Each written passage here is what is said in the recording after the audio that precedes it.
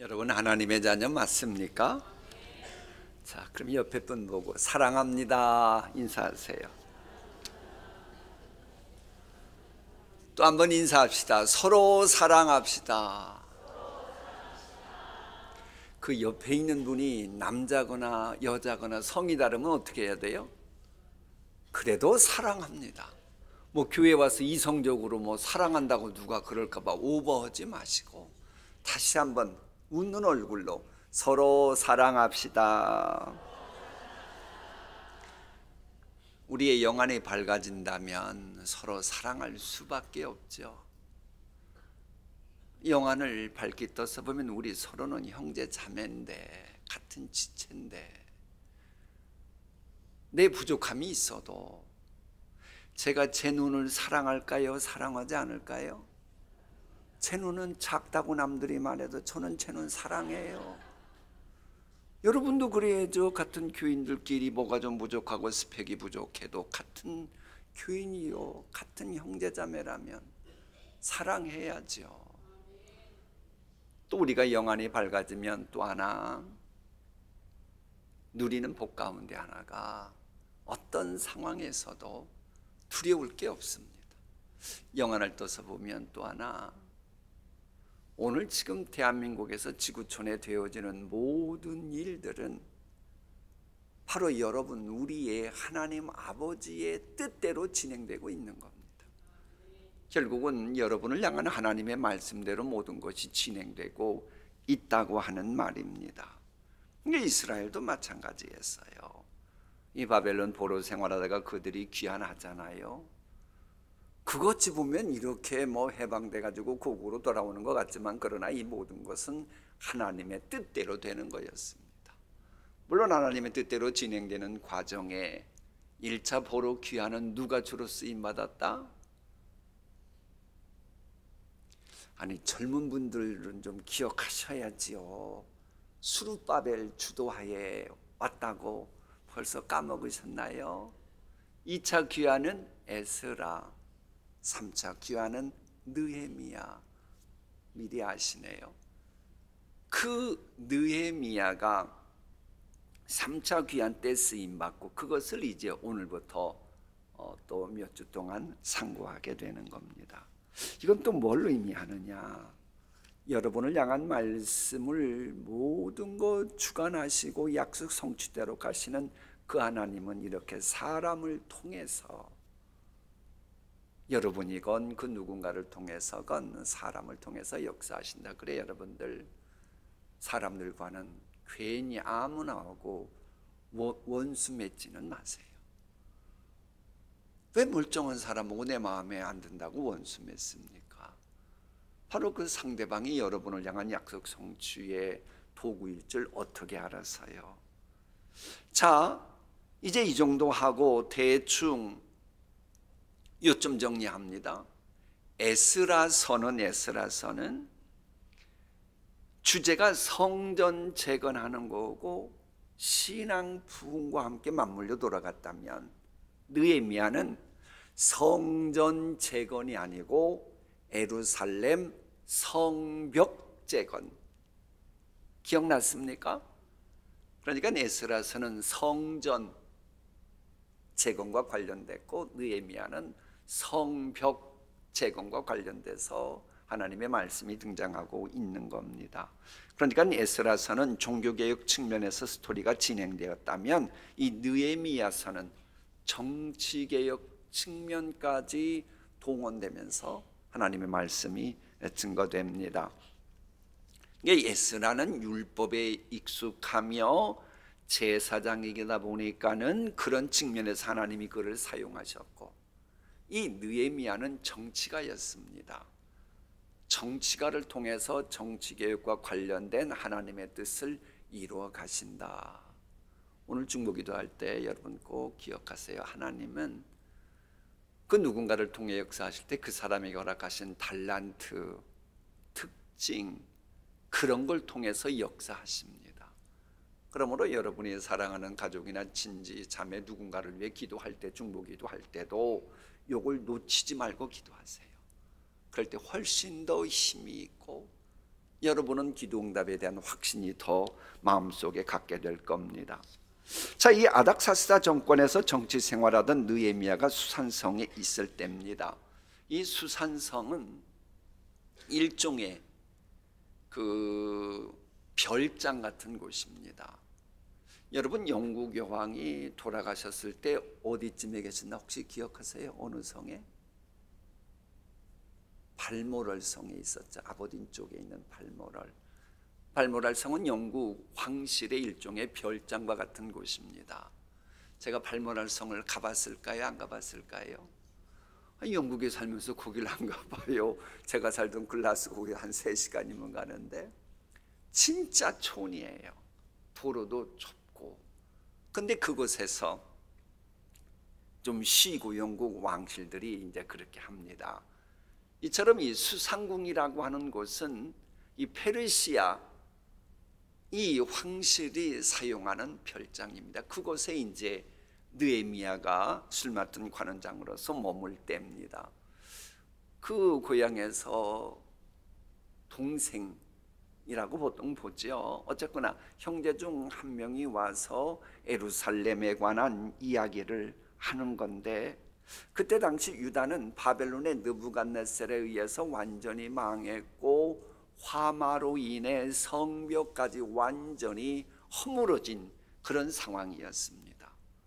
그런데다가 나라가 약하다 보니까 바벨론이 망했는데도 바벨론 대를 이어 패권을 차지한 이 바르시아가 역시 세계를 지배할 때 당시 행정 수도가 127개의 도가 있었는데 그 중에 하나로 전락했을 바로 그런 무렵입니다.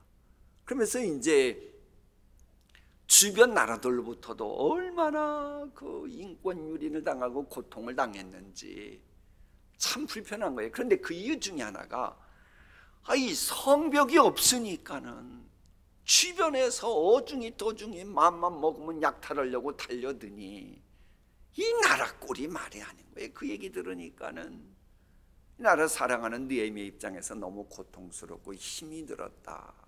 금식했다. 이 이야기입니다. 여기서 우리가 하나 여러분의 신앙을 진단하고 점검할 게 있습니다. 혹시 시험 들 수 있으니까는 답은 속으로 하시고, 여러분에게 고민이 있습니까? 현재 아픔이 있습니까? 여러분의 삶이 느헤미야처럼 평안하고 걱정거리가 없어도 나라와 민족을 생각하면서 아파하고 힘들어하는 이웃 형제자매들을 생각해서 하나님 앞에 아픈 마음으로 나아가서 오늘 중보기도 한다면 하나님 얼마나 좋아하실까요? 그러니까 어디 가서 여러분 행복합니까? 그러면 분위기 봐서 행복합니다 하셔야 돼요. 동신교회 다니는 사람은 왜 저렇게 늘 불행하다 그러냐? 불행하다는 말은 할 필요 없지만, 그러나 하나님 앞에 섰을 때 늘 행복하고 기뻐하는 중에도 힘들어하는 그들을 바라보면서 때로는 느헤미야처럼 마음 아파하는, 그래서 기도한다면 하나님이 얼마나 기뻐하실까요?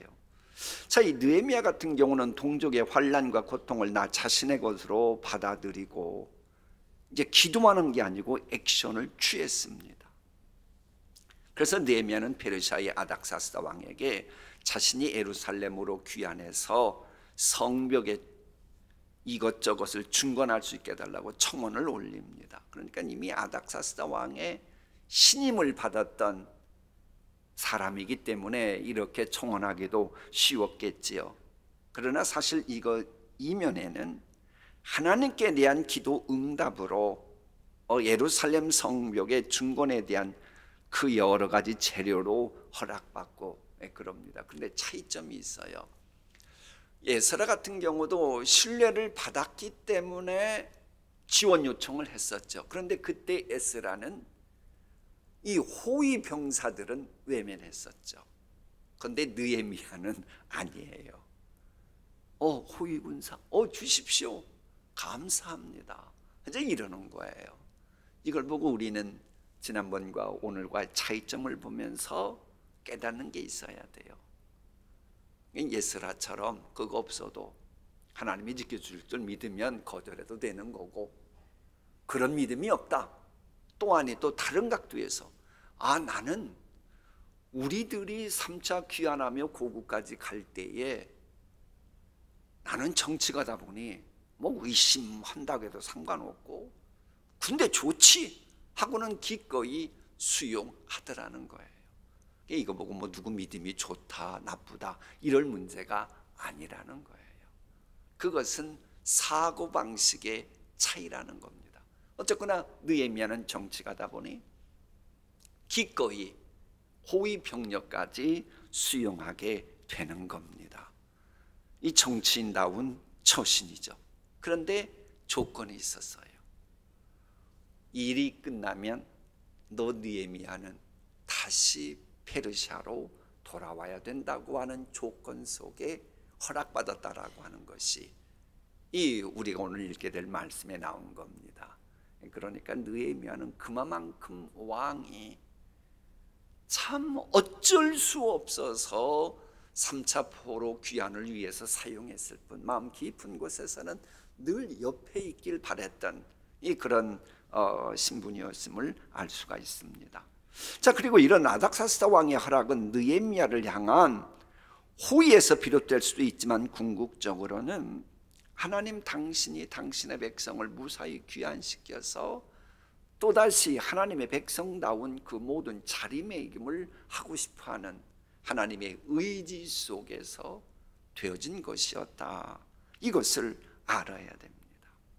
지금 여러분 주위에서 되어지는 일들 영안을 떠서 보면 그건 여러분만이 아시겠죠. 분명 여러분을 향한 말씀 성취하시고 싶어 하시는 하나님의 의지 속에 되어지고 있는 겁니다. 그걸 여러분이 깨달아야 돼요.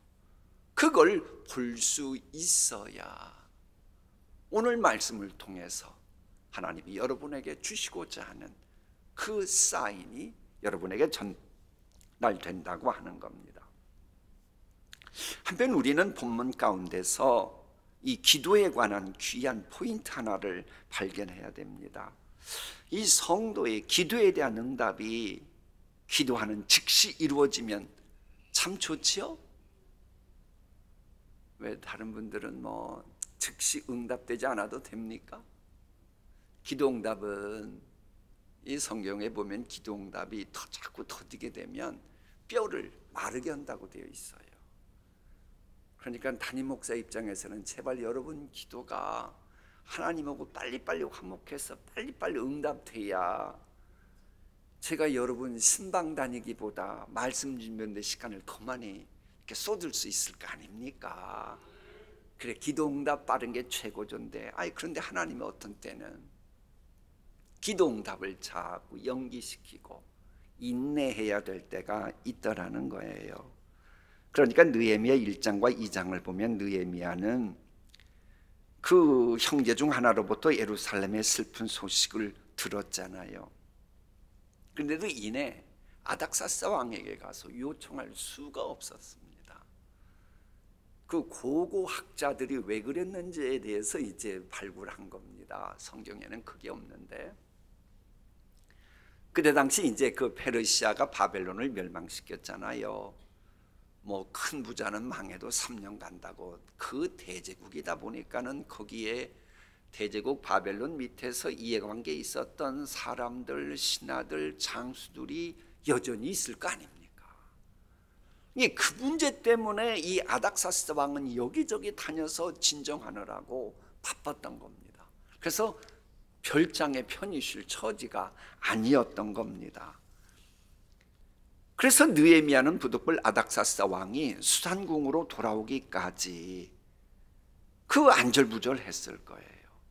여러분 예루살렘의 형편을 아닥사스다 왕 20년 기슬루월에 들었잖아요. 그리고 느헤미야 2장에 가면 이 이야기 허락받는 게 니산월입니다. 그러니까 무려 4개월 동안이나 왕을 만나고 싶어도 만날 수도 없었고 기도는 하고 있었어도 어떻게 구체적인 액션 되어져 가는 게 없었던 겁니다. 뭐 그때 당시 뭐 카톡 있는 것도 아니었고 무슨 뭐 전화기 있는 것도 아니었고 그 면전을 통해 가지고 문제를 풀어가야 됐으니 4개월 동안 기다려야 했던 겁니다. 하나님의 응답을 애절한 마음으로 기다렸던 겁니다. 자, 우리의 기도 역시도 때로는 인내하며 기다린 후에야 응답되는 경우가 적지 않습니다. 그래도 포기하지 마시고 비록 더딜지라도 하나님은요, 기뻐하시는 기도는 반드시 당신 타이밍에 맞게끔 지체하지 않고 응답하시는 게 성경의 기본 상식이에요. 이게 나는 더뎌 보여도 하나님 보시기에는 당신이 원하는 타이밍에는 지체하지 않는 겁니다. 말씀 볼까요? 우리 함께 읽어보겠습니다. 시작. 이 묵시는 정한 때가 있나니 그 종말이 속히 이르겠고 결코 거짓되지 아니하리라. 비록 더딜지라도 기다리라. 지체되지 않고 반드시 응하리라. 보라, 그의 마음은 교만하여 그 속에서 정직하지 못하나 의인은 그의 믿음으로 말미암아 살리라. 아멘. 저거 보세요. 교만한 사람들이 있어요. 에이, 이렇게 기도해도 안 되는 거. 에이, 하나님의 말씀, 뭐가 하나님의 말씀이야? 뭐 기도 응답된다고? 그리고는 하나님의 말씀을 부인하는 교만한 마음이 있는 거예요. 그러니까 하나님 앞에서 지가 뭘 한다고 이 정직하지 못한 인간아 그러고 그 다음에 보세요. 수요기도에 나온 동신의 하나님의 자녀들은 믿음으로 말미암아 살리라. 바라는 것의 실상이 믿음으로 사는 분들입니다. 오늘 바라는 것의 실상을 믿음으로 바라보며 기도하시겠습니까? 그럴 때 하나님은 분명 때가 되면 지체하지 않고 응답해 주십니다. 물론 이럴 때 하나님께서는 긍휼을 베풀어 주시지요. 그래 기도 응답이 더딜지라도 기뻐할 수 있는 이유, 하나님께서 가장 적절한 때에 긍휼을 베푸시어서 가장 좋은 방법으로 우리의 기도에 응답하시기 때문입니다. 여러분, 우리의 소원이 이루어지는 것은 하나님께서 긍휼을 베푸시기 때문에 응답되는 겁니다. 이 표현을 한번 본문을 통해서 읽어볼게요. 하나님이 참 도와주시는 방법이 다양해요. 왕이 내게 이르시되 네가 병이 없거늘 어찌하여 얼굴에 수심이 있느냐? 이는 필연 내 마음에 근심이 있음이로다 하더라. 그때 내가 크게 두려워하여.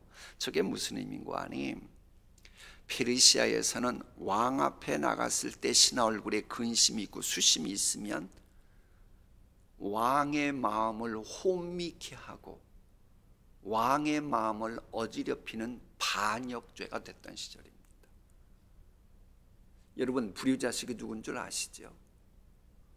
괜히 부모 앞에서 막 근심 걱정 인상 쓰고 있으면 부모 마음이 좋아요? 좋지 못해요? 여러분, 그래서 연세 드신 부모님 앞에서 가능하면 혼자 삭히면 삭혀야지 자꾸 막 인상 쓰고 그러면 부모님 이 괴로운 겁니다. 왕 앞에 그랬다는 거예요. 그래서 그건 사형감입니다. 게다가 지금 아닥사스다 왕이 반란 일어나가지고 막 정신없이 여기저기 뛰어다니고 그랬던 때 아닙니까? 그러다가 이제 드디어 모든 상념 좀 떨쳐버리고 이제 좀 쉬어야겠다. 그리고는 수상궁 별장에 와가지고 쉬고 있는데, 아니 그 자리에 신하란 사람이, 그것도 술 맡은 관원장이 바로 측근에 앉아가지고 인상 쓰고 있다, 슬픈 표정 짓고 있다. 그건 사형감이라니까요. 그럼 이걸 느헤미야가 몰랐을까요? 알았습니다. 그 정도 상식 알았죠. 외국인이 그렇게 출세하기까지 그 누구보다 7배는 더 많이 알았을 겁니다. 그래도 이 기회를 놓치면 예루살렘 성벽을 재건하고픈 계획이 물 건너갈까 봐 알았던 거예요. 다시 자막 띄워보세요. 왕께 대답하되 그럴 때 왕은 만세수하옵소서. 내 조상들의 묘실이 있는 성읍이 이제까지 황폐하고 성읍이 불탔사오니 내가 어찌 얼굴에 수심이 없사오리까 하니 왕이 내게 이르시되 그러면 네가 무엇을 원하느냐 하시기로 내가 곧 하늘의 하나님께 묵도하고 묵도하고. 저게 뭐냐 그러면, 사실 이 느헤미야 같은 경우는 저 아닥사스다 왕의 그 아버지가 누구라 그랬죠? 지난주 말씀드렸는데 아수에로 왕 에스더 남편. 요즘 나는 그런 데 신경 안 쓰고 기도만 한다고 그러시는 것 같은데, 아수에로 왕이었잖아요. 그럼 그때 모우였던 에스더가 어떻게 했는가 알 거 아닙니까? 그러면 느헤미야가 이 역사를 알았을 거라고요. 우리 왕의 모우였던 에스더께서는 다급한 상황이 있을 때에 죽으면 죽으리다 그 자세로 나가가지고 응답받았지, 그러면 나 역시 죽으면 죽으리다, 이 자세로 얼굴에 좀 인상이 밝지 못한 건데도 왕 앞에 나아갔다는 거예요. 그러자 하나님께서 에스더의 그런 모습을 보고 죽으면 죽으리라고 하는 그 마음을 보시고 연락하셔서 아수아로의 왕의 마음을 움직여서 오히려 더 치근하게 보였잖아요. 같은 얼굴 인상 써도 하나님 보시기에 치근하게 보이면 치근하게 보이는 거고, 괘씸해 보이면 괘씸하게 보이는 거예요. 똑같은 건데도. 그거 모르세요? 여러분이 어떤 행동을 하셔도 하나님 상대방 마음 어떻게 주장하시느냐에 따라 해석이 달라진다니까요. 그러니까 느헤미야가 그러니까는 얘기 다 자초지종 말하니까는 성경 조금 있으면 읽어보면 아실 거예요. 왕뿐만 아니라 왕후까지도 오히려 그 모든 것을 좋게 봐주는 겁니다. 이게 뭐예요? 하나님이 긍휼을 베푸셔서 그러는 겁니다. 하나님께서 긍휼 베푸시는 사람 세상이 감당하지 못합니다. 그래 여러분들, 그 누군가를 위해 기도할 때에 물론 실력 발휘하고 2달란트 5달란트 받은 자처럼 착하고 충성된 종이 되게 해달라고 기도하되, 꼭 사랑하는 우리 가족과 관련돼서 만나는 사람들로부터도 하나님 괴물 얻을 수 있도록 하나님 긍휼 베풀어 주시옵소서, 이 기도 드려야 돼요. 자, 그런가 하면 이제 예루살렘 성벽 재건할 때 방해자들이 나타나지요.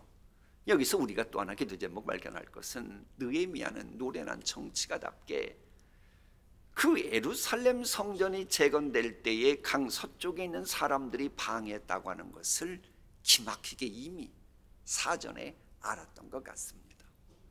이 주도 면밀해요. 보면은 막 그것을 알고는 왕으로부터 강 서쪽에 있는 총독에게 조서를 보냅니다.